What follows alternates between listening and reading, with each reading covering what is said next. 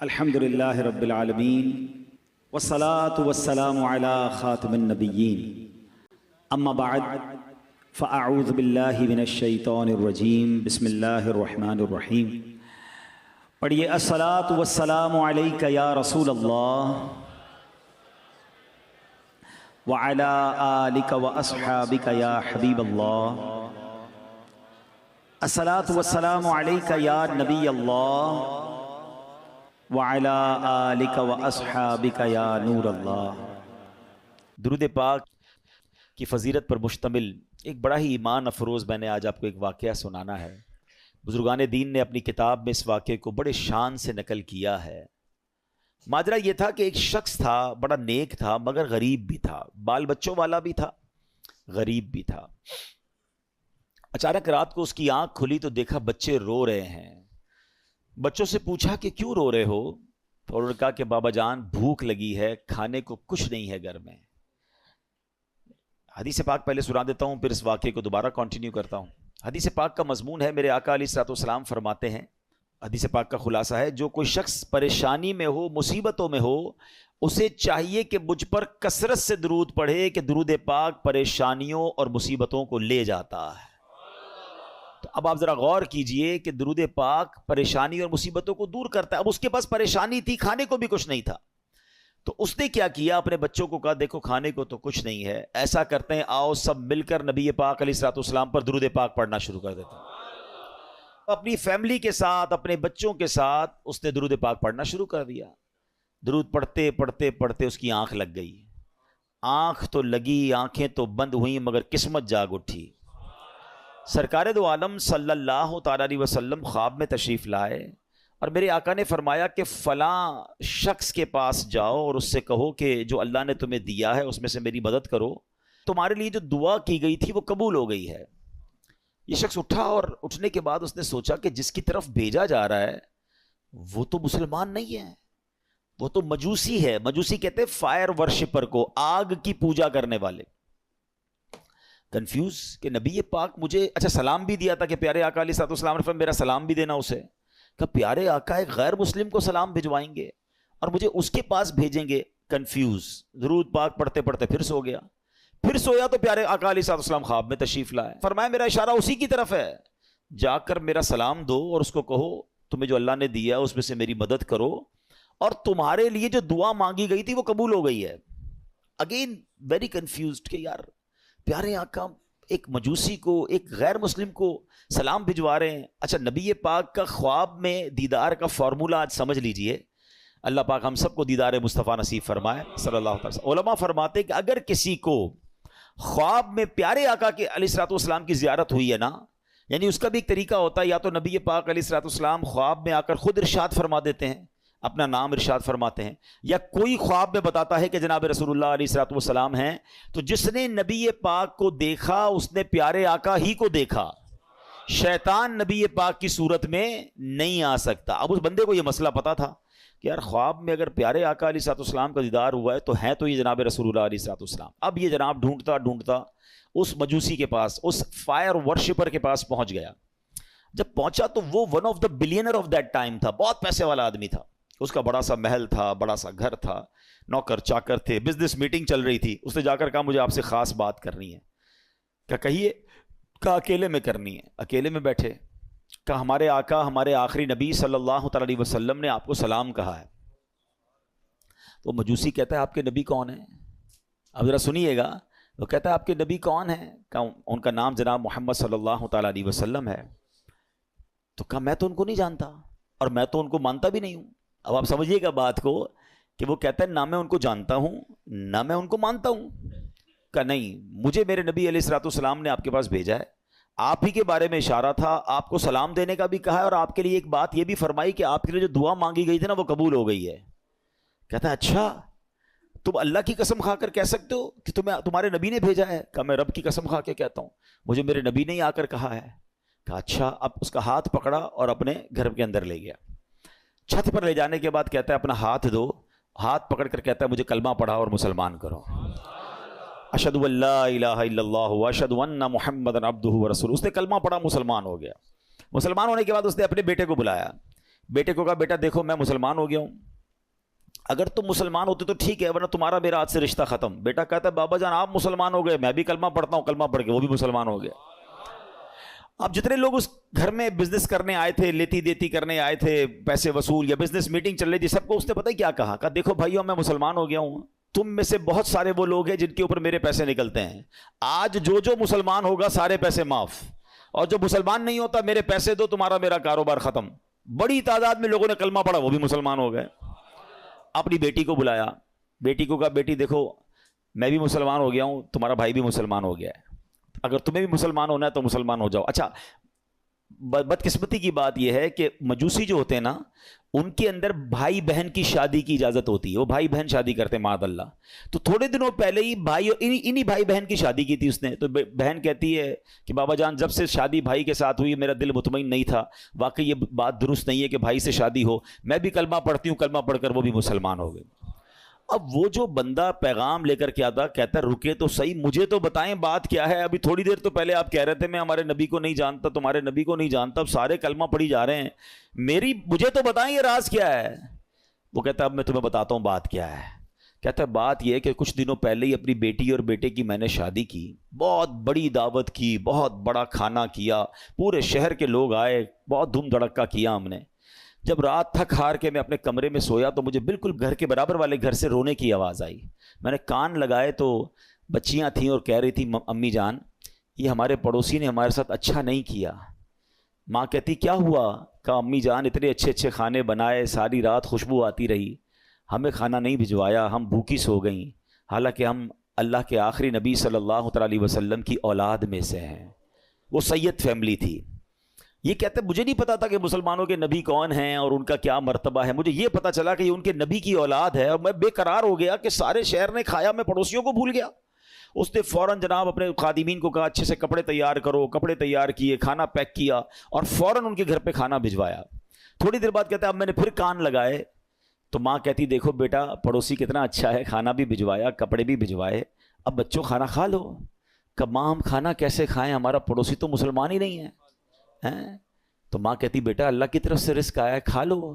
کہتی نہیں ماں جب تک نہیں کھائیں گے جب تک پڑوسی کے لیے دعا نہ کریں. ان سیدزادیوں نے ہاتھ اٹھائے اور دعا کرنے لگی کہ یا اللہ ہمارے پڑوسی کو ایمان کی دولت عطا فرما دے, اور آج اس نے ہماری دستگیری کی ہے, ہماری مشکل آسان کی ہے, بروز قیامت ہمارے نانا جان کی سے شفاعت نصیب فرما. پڑوسی کہتا ہے تم نے جب آ کر کہا نا کہ جناب رسول اللہ نے مجھے سلام بھیجا ہے اور کہا ہے دعا قبول ہو گئی ہے, تو میں سمجھ گیا ہوں کہ میرے ایمان لانے کا وقت آ گیا ہے, اب میں مسلمان بھی ہوتا ہوں. اور سنو یہ بھائی بہن کی جو میں نے شادی کی تھی نا میرے بیٹے اور بیٹی کی, 50% جائیداد تو میں نے ان کے نام کر دی تھی, 50% اپنے لیے رکھی تھی, اب تو ویسے ان کی شادی ختم ہو گئی, یہ میری جائیداد کا 50% میں تمہیں دیتا ہوں, جاؤ تو اپنے بال بچوں پہ خرچ کرو. وہ بندہ جو ایک دن پہلے جس کے بچے بھوکے سو رہے ہیں وہ اربوں پتی ہو جاتا ہے, وہ پورے جائیداد کا 50% لے کر گھر آتا ہے. اب اس واقعے کو لکھنے کے بعد میرے پیارے اسلامی بھائیوں علماء نے بہت خوبصورت باتیں اس پہ ارشاد فرمائی ہیں.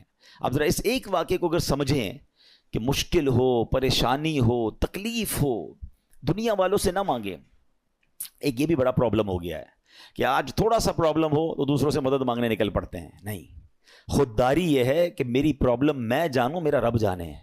کسی کا احسان کیوں اٹھائیں, کسی کو حالات کیوں بتائیں, تم ہی سے مانگیں گے تم ہی دو گے, تمہارے در سے ہی لو لگی ہے. ہم نے دیکھا ہے جو ایک بار ہاتھ پھیلاتا ہے نا پھر اس کا ہاتھ پھیلا ہی رہتا ہے. اللہ سے ہمیشہ دعا کرنا, اے اللہ ہمیں صرف دینے والا ہاتھ عطا فرما, کبھی مانگنے والا ہاتھ نہ عطا فرما. مشکل آتی ہے انسان پر, کوشش کریں کہ کسی کی مدد نہ لینی پڑے. اللہ اور اس کے رسول اپنے معاملات کم کر دیں, اپنے خرچے کم کریں, اپنے معاملات کو جتنا ہو سکے منیمائز کر دیں, تو کسی سے مدد نہ مانگیں. اور یہی اسلام کو مطلوب ہے کہ بندہ خودداری کے ساتھ چلے.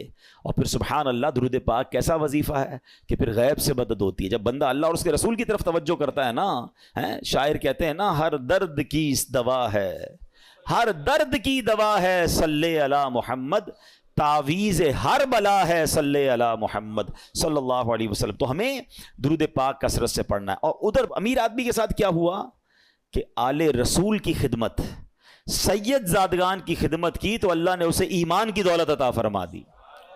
تو یہ بھی اپنی زندگی کا ایک حصہ بنائیں. میں مشورہ دوں گا میرے پیر و مرشد امیر اہل سنت فاؤنڈر آف دعوت اسلامی مولانا محمد الیاس عطار قادری صاحب بڑی پیاری توجہ دلاتے ہیں. آپ فرماتے ہیں جس نبی کے در کا صدقہ ہم کھاتے ہیں نا ان کی آل کی خدمت کیا کرو, وہاں سے اور عطا کیا جائے گا. تو ہمیں کیا کرنا چاہیے, اپنی انکم کا پاسبل ہو نا تو 1% 2% جتنی اللہ نے آپ کو توفیق دی ہے وہ فقط سید صاحبان کے لیے الگ رکھ لیں. اپنے آفس میں ایک اکاؤنٹ کھولیں کہ جناب میری جتنی انکم ہوگی میں اتنا % جو ہے وہ آل رسول کی خدمت کروں گا. آپ یہ کر کے دیکھیں, آپ حیران ہو جائیں گے آپ کی روزی میں کتنی برکت آنا شروع ہو جاتی ہے. میں آپ کو اس کو لاجیکلی سمجھاتا ہوں. کوئی آپ کا دوست ہو, آپ کے گھر پہ آئے, آپ کے بچوں کو تحفہ دے, اب بار بار آپ کے بچوں کو گفٹ بھجواتا رہے, آپ کے بچوں کے لیے خیر خواہی کا اظہار کرے, آپ کے بچوں کا خیال رکھے, آپ کو کیسا لگتا ہے کہ یار یہ میرے بچوں سے کتنا پیار کرتا ہے. بچے تو پیار کرتے ہی کریں گے آپ کے اس دوست سے, آپ کو بھی پیار ہو جائے گا. مجھے بتائیں نا کوئی امتی جب نبی پاک کے بچوں سے پیار کرے گا, آقا کی آل کی خدمت کرے گا, تو نبی پاک کو کتنا پیارا لگے گا وہ ہیں. پھر وہاں سے ایک نگاہ رحمت ہونی ہے نا. سارے بگڑے گا ہم سبر جانے ہیں. بریلی کے تاجدار اعلیٰ حضرت یہی تو سمجھاتے ہیں کہ تیری نسل پاک میں ہے بچہ بچہ نور کا, تیری نسل پاک میں ہے بچہ بچہ نور کا, تو ہے عین نور تیرا سب گھرانہ نور کا. سرکار کی آل کی خدمت یہ بہت بڑی سعادت ہے. کوئی ایک فیملی ڈھونڈ لیں, کوئی ایک خاندان ڈھونڈ لیں اور بس اس کو باندھ لیں کہ بھئی اب میں نے اس کی خدمت کرنی ہے. یہ سمجھ لیں آپ اس کی خدمت نہیں کر رہے ہیں, یہ آپ اس کو پیش کر رہے ہیں اور اس کی برکتیں آپ کو ملنا شروع ہو جائیں گی. دیکھیں سید صاحبان کا ایک مسئلہ بھی سمجھ لیں. آج کے دور میں پرابلم یہ, لوگ پہلے تو زکوٰۃ پوری نہیں نکالتے, زکوٰۃ کے علاوہ پیسے ویسے ہی نہیں دیتے. اب سیدوں کو زکوٰۃ ویسے نہیں لگتی, وہ تو مال کا میل ہے نا, میل دو گے کیا مال کا سرکار کی آل کو. تو اب وہاں دینا تو صاف پیسہ چاہیے تھا, لوگ صاف پیسہ خرچ ہی نہیں کرتے. تو سید صاحبان کہاں جائیں گے؟ جو غریب سید صاحبان ہیں وہ کدھر جائیں گے؟ ہمیں یہ خیال رکھنا ہوگا کہ جیسے میرے بچے ہیں نا, یہ میرے آقا علیہ الصلوۃ والسلام کی اولاد ہے, یہ ان کی نسل میں سے ہیں. تو جس طرح اپنے بچوں کا خیال رکھتے ہو, ایسے کوئی ایک فیملی, کوئی ایک بچے جو ہیں, کچھ بچے سید فیملی کے اپنے ذمے لے لیں اور پھر آپ دیکھیں انشاءاللہ. اور آپ غور کریں گے نا, آپ کو آس پاس ہی مل جائیں گے, بس ایسا نہیں ملیں گے. آپ تھوڑا سا غور کریں گے, ہو سکتا ہے آپ کے ملازمین میں سے ہی کوئی ہوں گے, آپ کے آس پاس پڑوسیوں میں سے کوئی سید فیملی نکل آئے گی. تو یہ خدمت کریں اور پھر دیکھیں کہ اس کی برکتیں کیسے نصیب ہوتی ہیں. اللہ پاک ہم سب کو آل رسول کا خدمت گار بنا دے. وہ پڑھتے ہو نا شجرے میں شعر, دو جہاں میں خادم آل رسول کر دو, جہاں میں خادم آل رسول اللہ کر, حضرت آل رسول مقتدا کے. ہاں, جس کو ادھر بھی نوکری آل رسول کی مل گئی نا, پنجتن کی غلامی ادھر مل گئی اور ادھر بھی نوکری مل گئی, اس سے اچھی کون سی نوکری ہے؟ نیازی صاحب لکھتے ہیں نا, مجھ پہ کتنا نیازی کرم ہو گیا, دنیا کہنے لگی پنجتن کا گدا, اس گھرانے کا جب سے میں نوکر ہوا سب سے اچھی میری نوکری ہو گئی. آقا کی آل کا غلام بن جاؤں, ان کا نوکر بن جاؤں, اور کیا چاہیے؟ پھر دیکھو کیسا نوازتے ہیں انشاءاللہ. تو نیت کریں انشاءاللہ آل رسول کی خدمت کریں گے. درود پاک پڑھ لیجئے محبت کے ساتھ. صلو علی الحبیب. اللہم صلی علی سیدنا و مولانا محمد عدد ما فی علم اللہ صلاۃ دائمۃ بدوام ملک اللہ. شیطان کتنا بڑا دشمن ہے. قرآن پاک آپ نے پڑھا سنا ہوگا, بار بار, ایک جگہ نہیں کئی بار قرآن میں فرمایا, انہو لکم عدو مبین, شیطان تمہارا کھلا دشمن ہے. ایک جگہ ارشاد ہوتا ہے, ان الشیطان لکم عدو فاتخذوہ عدوا, فرمایا بے شک شیطان تمہارا دشمن ہے اور تم بھی اسے اپنا دشمن سمجھو. پرابلم یہ کہ قرآن بار بار یہ سمجھا رہا ہے کہ تمہیں اس سے دشمنی رکھنی ہے, دوستی نہیں کر لینی, اس کے وار سمجھنے ہیں. دیکھیں دنیا کا دستور سمجھیے گا, جب تک اینیمی کی چالیں نہیں پتا ہوں گی نا, اینیمی کے اٹیکس پتا نہیں ہوں گے کہ کہاں کہاں سے حملہ کرتا ہے. کئی ملکوں کی فوجیں ڈیزائن ہی اس طرح ہوتی ہے کہ اینیمی کے پاس کون سا ویپن ہے, دشمن فوج کے پاس ویپن, ہمارے پاس بھی اس کا توڑ ہونا چاہیے. اس کے پاس ایئر کرافٹ کیسے, ویسے ہی ہمارے پاس, جیسے راکٹ ویسا ہمارے پاس نیوی جیسی. بندہ یہی تو سوچ کے پلان کرتا ہے کہ دشمن کدھر سے اٹیک کر سکتا ہے. تو شیطان کو تو اللہ قرآن میں فرما رہا ہے تمہارا دشمن, اور تم بھی اسے دشمن سمجھو. مگر بدقسمتی یہ ہے کہ بہت بڑی تعداد جو ہے وہ شیطان سے دشمنی نہیں دوستی کر لیتے ہیں. کتنی بری بات ہے, اللہ کا بھی دشمن ہے, ہمارا بھی دشمن ہے, اور اس سے دوستی کر رہے ہیں. قرآن میں ایک جگہ رب ارشاد فرماتا ہے, افتتخذونہ وذریتہ اولیاء من دونی وہم لکم عدو, بئس للظالمین بدلا. فرمایا تو اے لوگوں کیا تم اسے اور اس کی اولاد کو میرے سوا دوست بناتے ہو حالانکہ وہ تمہارے دشمن ہیں. ظالموں کے لیے کیا ہی برا بدلہ ہے. اللہ فرماتا ہے وہ تمہارے دشمن ہے, دوست مت بنانا. اور یہ اتنا خطرناک دشمن ہے, اتنا مکار دشمن ہے, اس کے ایسے ایسے وار ہیں آپ حیران ہو جائیں گے. شیطان کبھی ادھر سے حملہ کرتا ہے کبھی ادھر سے. اچھا پرابلم یہ کہ ایک تو شیطان کو پہلے سیویئر دشمن سمجھنا شروع کر دیں. مثال کے طور پہ آپ کو کوئی یہ کہہ دے کہ یار ایک بندہ ہے اس نے پلان کیا ہے کہ آپ کو مار دے گا, آپ بتائیں کہ آپ سکون سے سو جائیں گے؟ آپ پریشان ہو جائیں گے کہ اچھا میری جان لینا چاہتا ہے. ہاں وہ اس نے بنا پلان کیا ہوا ہے کہ آپ کو اڑا دے گا. اب آپ پولیس کے پاس جائیں گے, آپ اپنے گارڈز رکھنے کی کوشش کریں گے, معلومات کریں گے یار اس کا پلان کیا ہے, کیسے اٹیک کرے گا. دنیا میں کوئی میری جان لینا چاہے, جان لے سکے نہ لے سکے, میری نیند تو اڑا دیتا ہے. تھریٹ آ جائے تو بندہ کسی کو پرچی آ جائے. کراچی میں تو بہت سارے واقعات چلتے رہتے ہیں نا. ہمارے پاس بھی بیچارے لوگ دعا کے لیے آتے ہیں, بھائی فون آ گیا ہے, فلاں چیز آ گئی ہے, ہوتا کچھ نہیں ہے, اس بیچارے کی نیند توڑ جاتی ہے. اللہ تعالی ہم سب کو عافیت میں رکھے, ان ظالموں کے ظلم سے بچائے, دہشت گردوں کی دہشت گردیوں سے بچائے. مگر these are all examples for all of us, کہ یہ جب ہمارے ساتھ ہوتا ہے تو ہمارا کیا حال ہو جاتا ہے. افریقہ کے کئی ملک جہاں کڈنیپ کی دھمکیاں اور پتہ نہیں کیا کیا چل رہا ہوتا ہے دنیا میں. اچھا آپ میں سے کچھ لوگ ہوں گے کہیں گے یار مجھے تو کوئی دھمکی نہیں آئی, اللہ کا شکر, اللہ کرے کبھی آئے بھی نہ آپ کو. مگر یہ والی دشمنی تو قرآن نے بتا دی ہے نا, یہ دھمکی تو آپ کے پاس موجود ہے, یہ اٹیک, اور یہ دشمن آپ کا بھی ہے. وہ دشمن ہو نہ ہو, یہ دشمن سب کا ہے. قرآن کہہ رہا ہے تمہارا کھلا دشمن ہے. کیا اس کے لیے کوئی پلاننگ کی, اس سے بچنے کا کوئی غور کیا, اس کے لیے کسی کے پاس گئے کہ یار یہ کدھر کدھر سے حملہ کر سکتا ہے؟ مجھے ایک بات بتائیں, کوئی میری جان لے سکتا ہے دنیا میں, میری دولت لے سکتا ہے, مگر یہ سب چیزیں کم ہے. شیطان میرا ایمان لے سکتا ہے, اس سے قیمتی چیز کوئی نہیں ہے میرے پاس. اگر ایمان ہی چلا گیا تو پھر کیا ہے میرے پاس؟ وہ ایکچوئل اس کا جو الٹیمیٹ گول ہے نا شیطان کا, یہ سمجھنا ہوگا, اس کا الٹیمیٹ گول یہ ہے کہ وہ میرا اور آپ کا ایمان چھین لے اور ہم دنیا سے بے ایمان ہو کر جائیں. اور ایک بات یاد رکھیے گا, سارے روزے, ساری تراویح, ساری عبادت, ساری نمازیں, سارے صدقے, سارے حج, سب کچھ برباد ہو جاتے ہیں اس کے جو ایمان پہ دنیا سے نہیں جاتا ہے. ہاں ایمان ہے تو سب کچھ ہے, ایمان کے بغیر گئے پھر کچھ بھی نہیں ہے. ہاں یہ پہلے سمجھ لیجئے بات کو. میرے اور آپ کی زندگی کا جو سب سے بڑا ٹارگٹ ہونا چاہیے نا, وہ ایمان کی حفاظت ہونا چاہیے. آپ کو پتا ہے اللہ کے نبی علیہ الصلوۃ والسلام کیا دعا کرتے تھے؟ یا مقلب القلوب ثبت قلبی علی دینک. اس دعا کا معنی کیا ہے؟ اے دلوں کو پھیرنے والے, میرے دل کو اپنے دین پر ثابت قدمی عطا فرما, اسٹیڈ فاسٹنس عطا فرما. کون دعا کر رہا ہے؟ جس کے صدقے مجھے اور آپ کو ایمان ملا. یہ میری اور آپ کی تربیت ہے کہ دل بدلتا ہے. اللہ سے مانگو کہ مرتے وقت قلب سلیم رہے, ایمان کی حالت میں دنیا سے جاؤں.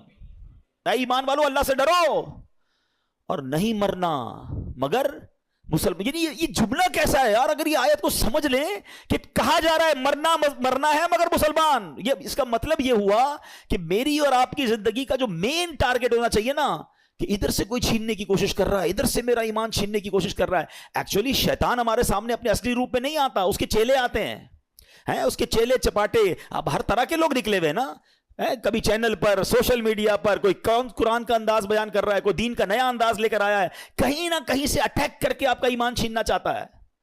اعلیٰ حضرت امام اہل سنت نے 100 سال پہلے کہہ دیا تھا, سونا جنگل رات اندھیری, چھائی بدلی کالی ہے, سونے والوں جاگتے رہیو, چوروں کی رکھوالی ہے. یہ تو 100 سال پہلے کا تھا, اب تو کتنے فتنے ہیں.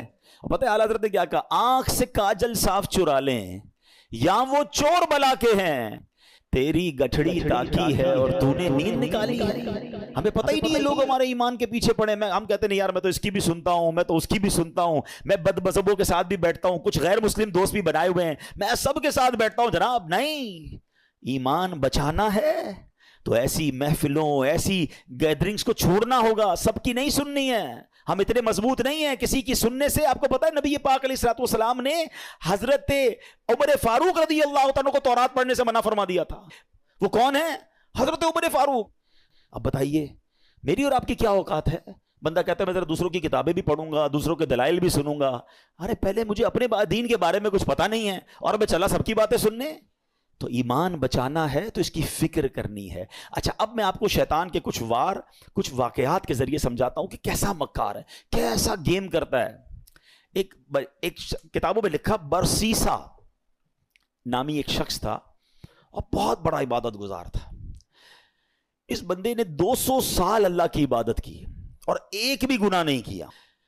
اچھا اب ایسا کوئی نیک بندہ ہو تو شیطان کہاں چھوڑے گا اس کو. یہ میں ایک اور بات آپ کو بتا دوں کہ شیطان نیک آدمی پر زیادہ حملے کرتا ہے. یاد رکھیے گا, جو پہلے ہی کچھ نہیں کر رہا اس کو شیطان نے کہا تو ساڑھا ساتھی ہے, نہ نماز پڑھ رہا ہے, نہ روزے رکھ رہا ہے اور بدکاریاں کر رہا ہے, شراب پی رہا ہے. نہیں, اس کے لیے پرابلم ہے نیک آدمی جو نمازیں پڑھ رہا ہے, جو روزے رکھ رہا ہے, جو نیکی کی نیت کر بیٹھا ہے, جو علم دین سیکھ رہا ہے, وہ بے چین رہتا ہے اس کے بارے میں. تو آپ جتنا دین کی طرف آئے نا, اب تیار ہو جائیں, ہی ول اٹیک یو, بٹ انشاءاللہ اللہ کی رحمت سے ہم اپنے آپ کو بچائیں گے انشاءاللہ. ہماری کوئی اوقات نہیں, ہم اللہ سے ہی مدد مانگیں گے انشاءاللہ, اور مانگتے رہا کرو رب سے مدد. کہ اللہ شیطان کے مقابلے میں میری مدد فرما, مجھے طاقت دے, مجھے قوت دے, اور اس مردود کے مقابلے میں مجھے کامیابی عطا فرما. ٹھیک ہے. بہرحال اب شیطان کی تو حالت خراب, 200 سال کوئی گناہ نہیں. شیطان پہنچ گیا اس کے پاس انسانی صورت میں اور جا کر کہتا ہے کہ مجھے آپ کے ساتھ عبادت کرنی ہے.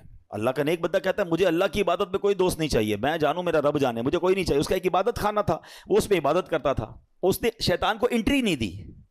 اس مردود نے کیا کیا تھا, انسانی صورت میں اسی نیک آدمی کے گھر کے باہر بیٹھ کر عبادت شروع کر دی, ڈھونگ کے لحاظ میں. اب وہ کھڑکی سے دیکھتے پورا دن ہو گیا, رات ہو گئی, یہ عبادت کیے جا رہا ہے. 1 دن 2 دن 3 دن, نہ کھانا نہ پینا نہ سونا.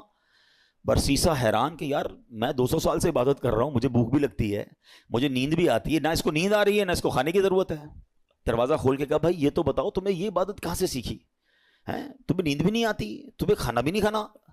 کہتا بات یہ, میں اسی لیے تو آپ کے پاس آیا تھا, آپ نے تو مجھے لفٹ ہی نہیں کرائی. میں آپ کو اصل راز بتاؤں, مسئلہ یہ ہے کہ میں نے زندگی میں ایک گناہ کیا ہے. جب مجھے نیند آتی ہے نا مجھے وہ گناہ یاد آ جاتا ہے, میں پھر چونک جاتا ہوں, پھر خوف خدا طاری ہوتا ہے, میں جاگتا ہوں, بھوک لگتی ہے, پھر وہ گناہ یاد آتا ہے. آپ کا پرابلم ہی آپ نے کوئی گناہ نہیں کیا ہے. اب دیکھو شیطان کا وار. اگر آپ کو یہ لیول چاہیے نا عبادت کا کہ نہ آپ کو نیند آئے نہ آپ کو جناب بھوک لگے اور آپ ساری رات اللہ کی عبادت کرتے رہیں, آپ ایک گناہ کر لیں. کہتا ہے عجیب آدمی ہو, جس رب کی عبادت کر رہا ہوں وہاں اس کی بارگاہ میں گناہ کروں, کہ پھر نہیں ملے گی ایسی پھر آپ کو لذت نہیں ملے گی. اب دیکھیں کیسا خطرناک وار ہے. برسیسا کہتا ہے اچھا پھر مشورہ دو کون سا گناہ کروں. شیطان سے کہتے ہیں کون سا گناہ کروں. شیطان کہتا ہے پھر ایسا کریں آپ بدکاری کر لیں. کہتا ہے خدا کا خوف کر, اتنا بڑا گناہ, زنا بدکاری میں کروں؟ نہیں میں نہیں کرتا. کہ پھر ایسا کریں قتل کر لیں. کہ کیسے آدمی ہو, میں کسی بندے کو مار دوں قتل کروں؟ نہیں میں نہیں کرتا. اچھا پھر ایسا کریں شراب پی لیں. کہتے ہیں ہاں یہ تھوڑا چھوٹا گناہ لگ رہا ہے. اب یہاں ایک اور بات سیکھنی ہے. میں تھوڑے واقعات کو بریک اس لیے کرتا ہوں کہ ٹو دی پوائنٹ آپ کو بات بھی سمجھ آئے. ہمارے اندر بہت سارا شیطان نے دماغ میں ڈالا, یار یہ چھوٹا گناہ یہ کر لو, یہ بڑا ہے یہ نہیں کرو. پتہ نہیں اپنے طور پہ ہم نے کیٹیگری بنا لی ہے. سمجھیے بات کو, ہمیں نہیں پتا کون سا گناہ رب کی نافرمانی کا اور غضب کا اور ناراضگی کا باعث بن جائے, وہی گناہ میں جہنم کے گہرے گڑھے میں ڈال دے. کسی گناہ کو چھوٹا مت سمجھنا. ٹھیک ہے. برسیسا کہتا ہے ہاں یہ ٹھیک ہے, شراب پی لیتا ہوں. شراب پی, نشہ چڑھا, اور پی, اب بدکاری کی, اور جب بدکاری کر لی تو اب قتل بھی کر دیا. اللہ اکبر. پولیس آئی اور برسیسا کو پکڑ کے لے گئی. اب جب پھانسی کا حکم ہو گیا, پھانسی گھاٹ پر برسیسا موجود تھا, شیطان ادھر پہنچ گیا. کہتا ہے ایک راستہ ہے, میں تجھے بچا سکتا ہوں. کہ بدبخت تیری وجہ سے تو میں پھانسی میں پہنچ گیا, تو نے کہا گناہ کر لے, مجھ سے ایک نہیں 3 گناہ ہو گئے اور آپ پھانسی پھندے پر آ گئے. بولے میں بچا سکتا ہوں. بولو بتاؤ کیسے بچ سکتا ہوں. کہا تم ایسا کرو, خدا کا انکار کرو اور مجھے سجدہ کر دو. برسیسا کی بدبختی دیکھیں, اس نے شیطان کو سجدہ کیا, خدا کا انکار کیا, اور اسی وقت پھانسی پر اس کو لٹکا دیا گیا. کفر کی موت وہ مر گیا. یہ ہے شیطان. ہم اس کی باتوں میں آ جاتے ہیں, ہمیں لگتا ہے نہیں یار میں بڑا پکا ہوں, 1-2 گناہ ہی تو کیے ہیں, تھوڑی سی تو پرابلمز ہیں, تھوڑی سی غلط جگہوں پہ جا رہا ہوں, نماز بھی تو پڑھتا ہوں. وہ یوں ہی لے جاتا ہے, وہ ایک ایک کر کے سٹیپ بائی سٹیپ ہم پہ اٹیک کرتا ہے. ایک حدیث پاک یاد رکھیے گا, یہ جو نوجوان اور ہم سب اس پہ مبتلا ہیں. بدقسمت ہم سب نے کچھ نہ کچھ گناہ پالے ہوئے ہیں.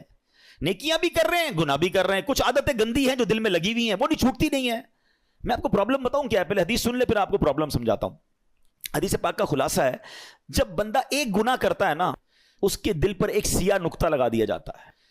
دوسرا کرتا ہے تو دوسرا نقطہ ہو جاتا ہے, تیسرا کرتا ہے تیسرا ہو جاتا ہے. ایک وقت آتا ہے کہ اس کا پورا دل ہی سیاہ ہو جاتا ہے. اب اس پر ہدایت کی کوئی بات اثر نہیں کرتی ہے. اب پرابلم پتہ ہے کیا ہے, ہم میں سے کئی ایسے ہیں نمازیں بھی پڑھ رہے ہیں, بعضوں کا تلاوت بھی کر رہے ہیں, روزے بھی رکھ رہے ہیں, مگر حرام کام بھی ساتھ کر رہے ہیں. کوئی بدنگاہی کر رہا ہے, کوئی بری دوستیاں لگائے بیٹھا ہے, معاذ اللہ کوئی اور غلط کام کر رہا ہے. ہم یہ دونوں چیزوں کو ساتھ لے کے چل رہے ہیں. ایک بات یاد رکھیے گا, دل ہے نا یہ پیالے کی مانند ہے. اس پیالے میں آپ گندگی بھی ڈال رہے ہیں اور دودھ بھی ڈال رہے ہیں. دودھ کا کیا حال ہو رہا ہوگا؟ کسی پیالے میں شربت میں آپ پیشاب بھی ڈالیں, تھوڑا سا گوبر بھی ڈالیں اور پھر روح افزا بھی ڈال دیں, شربت بھی ڈال دیں, تو کیا بنے گا؟ اس کا بیڑا غرق ہی ہو جائے گا نا.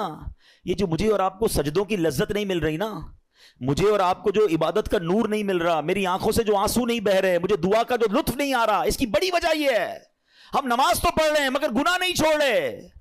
جس دن آپ نے گناہ چھوڑے, اس پیالے کو صاف کیا, اس دل کو کلین کیا, آپ کو ہر سجدہ انشاءاللہ برکت عطا فرمائے گا. آپ دعا کرو گے آپ کے آنسو بہیں گے, آپ درود پڑھو گے آپ مدینے کی یاد میں کھو جاؤ گے, کیونکہ عبادت کا نور ملنا شروع ہو جائے گا. ہم دونوں چیزوں کو ساتھ لے کر چل رہے ہیں, ظلمت اور نور ساتھ نہیں چلتے. پہلے دل کو ان گندگیوں سے پاک کریں, پھر دیکھیں آپ کو عبادت کا نور کیسے ملتا ہے. تیار ہو جاؤ, شیطان کے واروں میں نہیں آنا. میں کون سا آپ کو واقعہ سناؤں, ایک اور واقعہ سنیے گا, یقین کریں ڈر لگتا ہے ایسی باتیں سن کر. پہلے تو یہ جو ہمیں نا پہلے بے خوف نہیں ہونا ہے, اللہ کی خفیہ تدبیر سے ڈرتے رہیں. ہم نے روزے رکھے, نمازیں پڑھی, تراویح پڑھی, کئیوں نے قرآن پڑھے, کئیوں نے زکاتیں دی. بھائی اب تو جناب کمال ہو گیا, بھائی بہت عبادت کر لی, اب تو جنت ہی اپنا پکا ٹھکانا ہے. انشاءاللہ اللہ کی رحمت سے جنت میں جائیں گے, مگر اللہ کے خوف سے بے خوف نہیں ہونا ہے. ایمان کی حفاظت کی فکر کرنی ہے. سیدی اعلیٰ حضرت امام اہل سنت فرماتے ہیں کہ علماء فرماتے ہیں جس کو سلب ایمان کا خوف نہ ہو, ایمان کے چھن جانے کا خوف نہ ہو, نزا کے وقت اس کا ایمان چھن جانے کا شدید خطرہ ہے. پتہ ہے شیطان مرتے وقت, یعنی اتنا مردود کہوں کہ مرتے وقت بھی وہ رشتہ داروں کی شکل میں آتا ہے. جب انسان کی نزا کا وقت آتا ہے, آخری وقت, شیطان آ جاتا ہے اس کے کسی پرانے رشتہ دار کی شکل میں, ماں کی, والد کی, کسی رشتہ دار کی شکل میں, کہ بیٹا مرنے کے بعد پتہ چلا اسلام تو ٹھیک مذہب نہیں ہے, بیٹا تو اسلام چھوڑ دے, تاکہ آخری وقت بھی ٹرائی کرتا ہے کہ اس کا ایمان چھین لے. اب بتائیں ہم اس سے دوستی کریں گے جو میرا ایمان چھیننا چاہتا ہے, یا اس کے لیے کانشیس ہو جائیں گے, تیار ہو جائیں گے کہ اس کی باتیں نہیں ماننی ہیں. حضرت امام ابو محمد فرماتے ہیں 3 بڑے عبادت گزار شخص تھے, حج کے لیے روانہ ہوئے. راستے میں ایک غیر مسلموں کی بستی میں قیام کیا. یہ بری صحبتوں کی آپ کو ایک نحوست بھی بتاتا ہوں. بندہ پتہ نہیں کبھی کہاں رہتا ہے, کبھی کن کے ساتھ رہتا ہے, سوچتا بھی نہیں ہے. غیر مسلموں کی بستی میں رہے.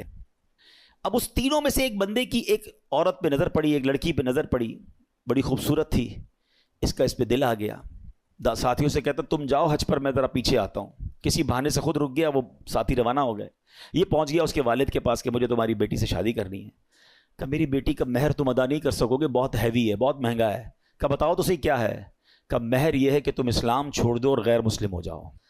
ساری زندگی جس کی عبادت میں گزری, شیطان نے ایسا حملہ کیا, عورت کا ایک ایسا جال پھینکا اس کے دل پر کہ اس شخص نے اسلام کو چھوڑا اور غیر مذہب اختیار کر لیا. حج پہ جا رہا تھا, سفر کون سا تھا؟ حج کا. سوچئے شیطان کب کہاں کیسے حملہ کر سکتا ہے, آپ سوچ نہیں سکتے. میری زبان نہیں اٹھ رہی ہے مگر اشارے میں بتا دیتا ہوں. طواف کے دوران کیا کچھ ہوتا ہے, ایسی باتیں سامنے آئی ہیں کہ زبان بھی نہیں اٹھتی کہ یار ادھر بھی. لیکن شیطان, ہم سمجھتے کعبے کے سامنے کچھ نہیں ہو سکتا. آپ اپنے گھر میں سوچ رہے ہو میں محفوظ ہوں, کعبے کے سامنے بہکاتا ہے وہ. ادھر غلط کام ہو جاتے ہیں, چوری پکڑتے ہوئے نہیں پکڑے جاتے حرم کے اندر ہیں. سوچئے شیطان سے کوئی محفوظ نہیں ہے. اپنے آپ کو سیکیور مت سمجھو, اس کی فکر کرنی ہے, دعائیں مانگنی ہے, اس کا علاج کرنا ہے اور اپنے آپ کو ان بری صحبتوں سے بچانا ہے. اب کیا ہوا, غیر مسلم ہو گیا. تھوڑے عرصے کے بعد اس بندے کا اسی مذہب پہ وصال ہو گیا, یعنی کفر پر ہی مر گیا. وہ جو دوست تھے نا حج پر گئے تھے, کچھ عرصے بعد اس بستی میں آئے کہ یار پوچھے تو صحیح دوست کدھر ہے. کسی نے بتایا اس نے تو مذہب بھی بدل لیا اور اسی مذہب پر, کفر پر اس کی موت بھی ہو گئی. کہا یار قبر ہی بتا دو. قبر پہ گئے تو اس قبر کے کنارے ایک عورت 2 بچوں کے ساتھ بیٹھی رو رہی. عورت سے پوچھا تم کون ہو؟ کہا میں اس کی بیوی ہوں جس کی وجہ سے اس نے میرا مذہب اختیار کیا. دوست رونے لگے اور اس عورت کو بتایا کہ پتہ ہی ہمارا دوست کیسا تھا, کتنی عبادت کرتا تھا, کتنے روزے رکھتا تھا, بہت اللہ کا نیک بندہ تھا, اور دیکھو اس بیچارے کا اس کے ساتھ ہوا کیا کہ ایمان ہی چلا گیا. عورت نے جب یہ سنا کہ میرا شوہر اتنا نیک تھا, اس کے دل میں اسلام کی محبت آئی, وہ عورت کلمہ پڑھ کر مسلمان ہو گئی. ہائے ہائے ہائے, اس واقعے کو لکھ کر جو علماء نے باتیں لکھی ہیں نا, رونگٹے کھڑے ہو جاتے کہ یہ ہے اللہ کی خفیہ تدبیر. وہ جس عورت کے لیے غیر مسلم ہوا, وہ غیر مسلم کی موت مرا, اور اس کے مرنے کے بعد اللہ نے اس عورت کو ایمان کی دولت عطا فرما دی. یہ اللہ پاک کے فیصلے ہیں. اللہ کی خفیہ تدبیر سے ڈرو, اپنے ایمان کی فکر کرنی ہے, شیطان کے واروں سے بچنے کا ذہن بنانا ہے. اللہ کرے آج کے اس بیان میں ہم یہ سمجھ جائیں اور پریپیئر ہو جائیں کہ رمضان کے بعد ہمیں اس مردود کی بات نہیں ماننی ہے. ایک بزرگ کے بارے میں آتا ہے, بڑا کمال کا انہوں نے سوال کیا. ایک بار نیک آدمی کی شیطان سے ملاقات ہو گئی. انہوں نے شیطان سے کہا کہ اے ابلیس بتا میں تیرے جیسا کیسے بن سکتا ہوں. Very strange question. ابلیس کہتا ہے پوری دنیا میں آج تک کبھی مجھ سے کسی نے ایسا سوال نہیں کیا, میرے جیسا کون بننا چاہتا ہے, کہ بس تو بتا دے تیرے جیسا بننے کا طریقہ کیا ہے. ابلیس تو خوش ہو گیا, چلو ایک دوسرا پارٹنر ملا, بھائی کوئی تو ہے جو میرے جیسا بننا چاہتا ہے. کہ بہت آسان ہے میرے جیسا بننا, آپ دو کام کر لیں کہ آپ نمازوں میں سستی کریں اور جھوٹی ہو یا سچی بس زیادہ قسمیں کھایا کریں. وہ نیک شخص پتہ کیا کہتا ہے, میں اللہ تعالیٰ سے وعدہ کرتا ہوں زندگی میں آئندہ کبھی یہ دو کام نہیں کروں گا. شیطان کہتا ہے آپ نے دھوکہ دیا مجھ سے میرا راز لے لیا, میں بھی وعدہ کرتا ہوں کہ آئندہ کبھی کسی کو نصیحت والی بات نہیں بتاؤں گا. مگر what we get from that incident, یہ دو باتیں بڑی خطرناک ہیں, نمازوں میں سستی اور یہ بات بات پر قسمیں کھانا. کچھ لوگوں کا تو تقیہ کلام ہے, اللہ کی قسم, رسول کی قسم. ارے بھائی تم سے قسمیں کس نے بولا ہے, ہر بات میں قسم کھانی ہے, سودا بیچنا ہے تو قسم, کیوں قسمیں کھانی ہے. پلیز قسموں کی عادت ختم کریں. یہ سودا بک تو جاتا ہے قسمیں کھا کے, برکت اڑ جاتی ہے, لیکن پہلی بات زیادہ سیویئر ہے نا, نمازوں میں سستی. ہم زبان سے نہیں کہتے مگر ہم زبان حال سے پریکٹیکلی کیا میسج دے رہے ہوتے ہیں کہ اے شیطان جب تک تو بند تھا نا تب تک ہم اللہ کے بندے تھے, تب تک مسجدوں میں جاتے رہے, اب جب تیری باری ختم, اب تو چھوٹ کے آئے گا تو ہم اب تیری بات مانیں گے. کیا اس بار بھی ایسا پیغام دو گے؟ نیت کر لیں انشاءاللہ, کچھ بھی ہو جائے اس بار مسجد چھوڑ کے نہیں جائیں گے انشاءاللہ, نمازوں کی پابندی کریں گے. یہ شیطان کا وار ہے, وہ پہلے سست کرتا ہے نماز میں, یاد رکھیے گا. پہلے آپ کی جماعت جائے گی, ٹھیک ہے, اس کے بعد وہ کہے گا سنتیں پڑھنے کی کیا ضرورت ہے, نفل پڑھنے کی کیا ضرورت ہے. یہ بڑا مکار ہے. آپ دیکھیے پتہ ہے شیطان کے پلاننگ کیا ہوتی ہے, اتنا مکار ہے کہ نمازی کو یہ نہیں بولے گا نماز چھوڑ دے, پتہ یہ پکا ہے بھائی نمازی کہ جماعت چھوڑ دینا یار کوئی بات نہیں, گھر میں بھی تو ہو ہی جاتی ہے. پہلے جماعت چھوڑوائے گا, مسجد سے دور کر دیا, اب کہے گا یار اتنی بڑی نماز پڑھنے کی کیا ضرورت ہے, نفل تو چھوڑ دے, ڈائریکٹ نفل چھوٹیں گے. پھر کہے گا سنتیں چھوڑ دے, سنتیں چھوٹیں گی, اور آخر میں آپ کا فرض بھی چلا جائے گا. یہ آپ کے میرے حصار ہیں, یہ عبادتوں کے حصار ہیں, یہ آپ سمجھیے گا. آپ کے گھر میں باؤنڈری ہوتی ہے نا, میری نماز کا حصار کیا ہے, میرے فرض کا حصار ہے واجب. یہ سمجھ لیں باؤنڈری ہے. واجب کے بعد ایک باؤنڈری ہے سنت کی, اس کے بعد ایک باؤنڈری ہے نفل کی. اگر میں نے نفل پکڑ کے رکھے نا میرے سنت نہیں جائے گی, اگر سنت پکڑ کے رکھے تو واجب نہیں جائے گا, واجب پکڑ کے رکھے تو فرض نہیں جائے گا, اور یہ سب چھوڑتا گیا تو ایک ایک کر کے وہ سب لے جائے گا. اچھا یہ ایک اور اس کی مکاری بتاؤں. پہلے تو پلان کرتا ہے کہ کسی نیک آدمی سے کوئی بڑا گناہ کرا دے, شراب پلا دے, بدکاری کروا دے, قتل کروا دے. جب یہ دیکھتا ہے نا یار یہ تو کچھ کر ہی نہیں رہا ہے, میری مان ہی نہیں رہا ہے, تھکتا نہیں ہے. یاد رکھیے گا اتنا خطرناک اینیمی ہے, اس کو نیند نہیں آتی, ہمیں نیند آتی ہے. ہم اس کو دیکھ نہیں سکتے, وہ ہمیں دیکھ رہا ہے. بلکہ روایتوں میں آیا یہ ہمارے بلڈ میں, ہماری رگوں کے اندر چل رہا ہوتا ہے. اتنا خطرناک دشمن ہے, اور ہم سوئے ہوئے ہیں, ہمیں فکر ہی کوئی نہیں ہے. ایک نعرہ لگاتے ہیں شیطان کے خلاف جنگ جاری رہے گی, صرف نعرہ لگاتے ہیں, کمبل اوڑھ کے سو جاتے ہیں. او بھائی تیار بھی تو کرو اپنے آپ کو کہ کیسے جنگ لڑو گے, ٹھیک ہے. اب جب یہ دیکھتا ہے نا کہ یار یہ نیک نمازی آدمی ہے, نہ شراب پی رہا ہے, نہ بدکاری کر رہا ہے, نہ قتل کر رہا ہے, نہ کسی کو ظلم کر رہا ہے, اب کیا کروں, تھکتا نہیں ہے. اب اس کو کہتا ہے عبادت میں اس کی عبادت کم کروا دوں, گناہ نہیں کروا پا رہا نا, اس کے درود کم کروا دوں, اس کی تلاوت کم کروا دوں, اس کی جماعت چھوڑوا دوں. اچھا اب دیکھتا ہے یہ بھی نہیں کر پا رہا. اب یہ شیطان کا ایک ایسا آلہ آ گیا ہے کہ جس کے گھر میں ٹی وی نہیں تھا, جس کے گھر میں کبھی فلم VCR نہیں آیا تھا. یار ہم کئی ایسے لوگوں کو جانتے ہیں جنہوں نے کبھی زندگی میں فلمیں نہیں دیکھی تھی, مگر یہ ایک ایسا آلہ آ گیا کہ ایک بٹن دباؤ تو پتہ نہیں دوسری دنیا میں بندہ پہنچ جاتا ہے. اب نیک نمازی آدمی سے بھی اس کے ذریعے گناہ کرواتا ہے. میرے ہی پیسے لگے, میں ہی انٹرنیٹ کا بل بھر رہا ہوں, میں نے ہی لاکھوں روپے کا موبائل لیا اور مجھے ہی جہنم میں لے جا رہا ہے. کیا بے وقوفی ہے یار, سوچئے. یہ شیطان کے وار ہیں, یہ ساری روحانیت منٹوں میں برباد ہو جاتی ہے جب آپ اپنی آنکھیں حرام دیکھتی ہیں. اچھا پھر ایک اور کیا کرتا ہے کام, دیکھیں میں آپ کو کچھ شیطان کی چالیں بتا رہا ہوں. ایک اور پھر پتہ کیا کرتا ہے, کہ اگر آپ کسی نیکی میں بہت ساری نیکی کر ہی رہے ہیں, صدقہ بھی دے رہے ہیں, زکوٰۃ بھی دے رہے ہیں, خیرات بھی دے رہے ہیں, اب اس کا ایک اور وار یہ کہ یار نیکی تو کر لی اس نے, اب یہ کہتا ہے اس کی نیکی برباد کرواؤ. اب نیکی برباد کیسے ہو سکتی ہے بھائی؟ میں نے کر تو لی, نماز بھی پڑھ لی, روزہ بھی رکھ لیا, صدقہ بھی دے دیا, رسید بھی آ گئی, فطرہ بھی دے دیا. نہیں جناب, he have some weapons to destroy your all good deeds. اب کیسے؟ اب وہ بندے کو کہتا ہے اس کو لوگوں کو بتا. اب ریاکاری شروع کرے گا. میں ذرا لوگوں کو بتاؤں بھائی, میں نے تو بڑی رات کو 5,000 روپے خرچہ کیا, میں نے مہنگا والا فطرہ دیا ہے, میں جناب تہجد بھی پڑھتا ہوں, میں تو جناب قرآن 3 بار ختم کیا ہے. اب لوگوں کو بتانا شروع کریں گے. سمجھیے یہ بات, یہ شیطان کا بڑا خطرناک وار ہے. آج کسی سے ملاقات کرے نا, آئی صاحب کیسے ہیں, طبیعت ٹھیک ہے؟ بس اللہ کا بہت کرم ہے جناب, 2010 میں حج پہ گیا تھا, تو 2015 سے 5 بار عمرہ کر چکا ہوں الحمدللہ. ہمارے گھر کے برابر میں جو مسجد ہے اس کی چھت بھی ہم نے ڈلوائی تھی, بس افطاری کا سامان بھی اپنے گھر سے ہی جاتا ہے. 5-7 منٹ میں حاجی صاحب نے 15 سال پرانی نیکیاں ساری گنوا دی. کیوں بھائی؟ میں نے تو طبیعت پوچھی تھی آپ سے, یہ کب پوچھا تھا کہ اپنی ذرا بیلنس شیٹ دیجیے. اچھا ایک اور عجیب بات ہے, آپ کو 15 سال پرانا حج یاد ہے, کل جھوٹ بولا تھا وہ یاد ہے؟ آپ نے اللہ کی راہ میں 1 لاکھ روپے چندہ دیا وہ یاد ہے, 5 لاکھ روپے حرام کے کمائے وہ یاد ہیں؟ یہ سوچئے, یعنی ہم گناہ کر کے بھول ہی جا رہے ہیں اور نیکیاں بار بار ریمائنڈ ہو رہی ہیں, بار بار ریکال ہو رہی ہے. یہ شیطان کا وار ہے. یاد رکھیے گا, بزرگان دین کے یہ اقوال ملتے ہیں کہ اپنے گناہ یاد رکھنا اور نیکیاں بھول جانا یہ اللہ کی عبادت ہے. اور ہمارا سرکل ہی الٹا ہے, ہمیں گناہ تو یاد ہی نہیں ہے. یقین کریں 1 ہفتہ پرانا گناہ یاد نہیں ہوگا آپ کو اور مجھے, لیکن 25 سال پرانی بچپن کی نیکی بھی یاد ہوگی. کیوں؟ یہ شیطان کا وار ہم سمجھ نہیں پا رہے. یہ ہمارے ساتھ گیم کرتا ہے کہ نیکی کر لی نا, پہلے تو کوشش کی نہ کریں, اب کر لی تو چھپانے نہیں دیتا, اور پھر بار بار پہلے تو کہتے تھے نیکی کر دریا میں ڈال, اب نیکی کر فیس بک پہ ڈال. اور جناب اب تو ایک راشن کا بورا دیتے ہیں, 5 آدمی سیلفی کھنچوا رہے ہیں, اس غریب کا بھی مذاق اڑا رہے ہو یار. کیوں؟ اللہ کی راہ میں دے رہے ہو, لوگوں کو دکھانے کے لیے دے رہے ہو. یہ ہم بہت بڑا لاس کرتے ہیں اپنا, کروڑوں روپے بانٹ کر بھی ثواب نہ ملے. آپ سوچئے, اس کو اس طرح سمجھیے کہ ایک بندہ قیامت کے دن جائے اور اس کو پتا ہو کہ یار اتنے روزے, اتنے حج, اتنی زکاتیں دے کر آیا ہوں, اور اس کو کہا جائے کہ جاؤ ہمارے پاس تمہارے لیے آج کچھ بھی نہیں ہے, ان لوگوں سے مانگو جن کے لیے دکھانے کے لیے کیا تھا. اس سے بڑی مایوسی ہوگی؟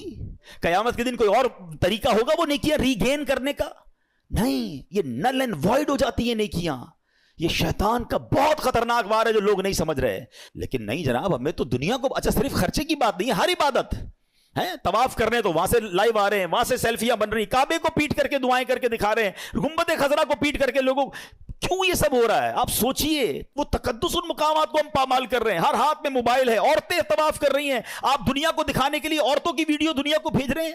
مکہ پاک میں 1 نیکی 1 لاکھ نیکی کے برابر ہے حدود حرم کے اندر, مگر 1 گناہ 1 لاکھ گناہ کے برابر ہے.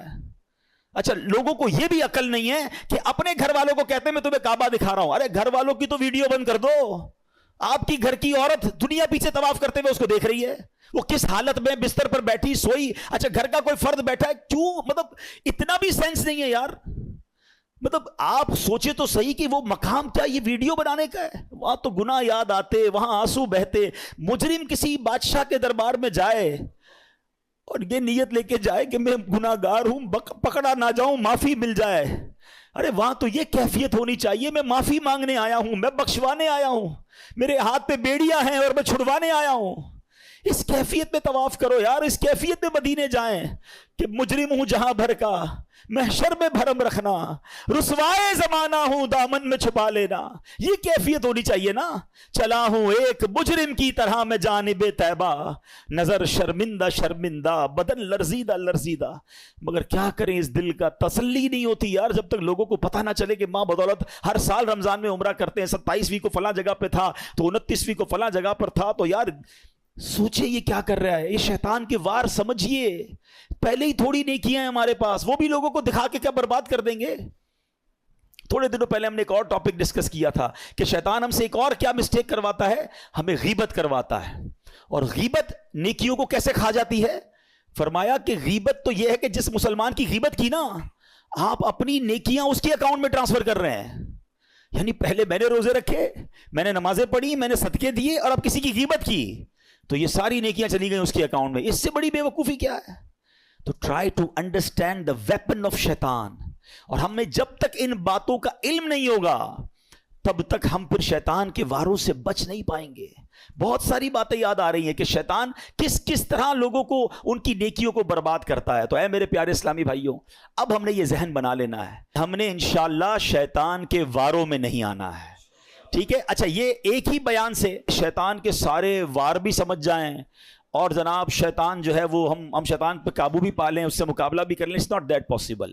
ہمیں ان تمام واروں سے بچنے کے لیے، اپنے آپ کو مضبوط کرنے کے لیے ہمیں اچھا ماحول اپنانا ہوگا، ہمیں اپنی گیدرنگز کو بدلنا ہوگا. ہم اچھے دوستوں میں بیٹھیں گے. دیکھیں صحبت کیسے اثر لاتی ہے. آپ کو پریکٹیکل بتاتا ہوں. آپ کسی کے گھر میں جائیں، کسی کی میت ہو گئی ہو اور وہ رو رہا ہو آپ کے سامنے، یا کسی تکلیف میں رو رہا ہو، آپ کی کیا کیفیت ہوتی ہے؟ آپ کی بھی آنکھیں نم ہو جاتی ہیں. آپ باہر نکل کے بھی دل افسردہ ہوتا ہے. آپ کے ساتھ تو کچھ نہیں ہوا جناب، مگر کسی کو افسردہ دیکھا، آپ پر اثر پڑا نا. کسی کے گھر جائیں، بچہ پیدا ہوا ہے یا اس کو کوئی بہت اچھا تحفہ ملا ہے، یا وہ بہت خوش ہے، آپ کا دوست خوشی میں خوشیاں منا رہا ہے، آپ کے چہرے پہ کیا ہوگا؟ مسکراہٹ آ جائے گی نا. آپ کو تو نہیں ملی خوشی، مگر کسی کو خوش دیکھا تو خوشی نے دل پہ اثر کیا. ایسا ہی ہوتا ہے. بالکل اسی طرح جب گناہ گاروں کی محفل میں بیٹھیں گے نا، بدکاروں کی محفل میں بیٹھیں گے، حرام کام کرنے والوں کی محفل میں بیٹھیں گے، دل پر اثر ہوگا.